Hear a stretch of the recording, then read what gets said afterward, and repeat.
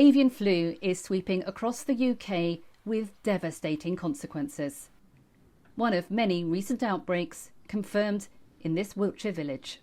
So the scale of this outbreak is the largest we've seen in the UK. It is impacting both commercial farms and also what we might call backyard non-commercial keepers that might just have a few hens or ducks or geese in the garden.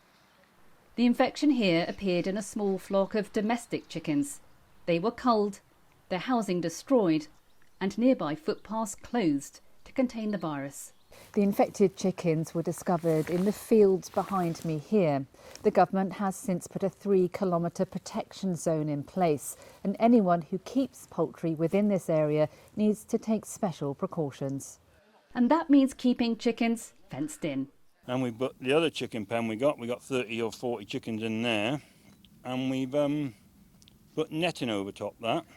Within the protection zone, there are also restrictions on moving poultry and visitor access. The spread is likely to be largely by transfer of organic matter into poultry housing.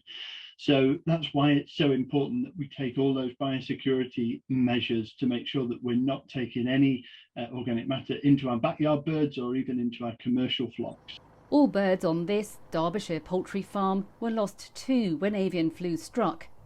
And as new outbreaks continue, bird owners everywhere are urged to take precautions. So this is like hygiene, separating wild birds from their own domestic birds, having foot dips, regular hand washing, changing clothing and footwear and things like that. Avian flu can spread with migrating birds as winter starts, and those wild birds die from it too.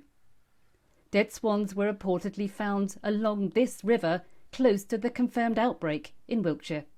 The reason it's so serious is because of the severity of the clinical signs really with this, and it's not unusual for people that the first they know of having this particular strain of avian influenza is that they find dead birds. On the west coast of Scotland, thousands of geese have succumbed to bird flu this winter too. The Royal Society for the Protection of Birds says it urgently needs help to stop the outbreak in the area. But avian flu is spreading all across Europe. UK authorities say there's little risk to humans here and that poultry products are still safe for consumers. But until this latest wave of the virus passes, even these free-range chickens will stay cooped up.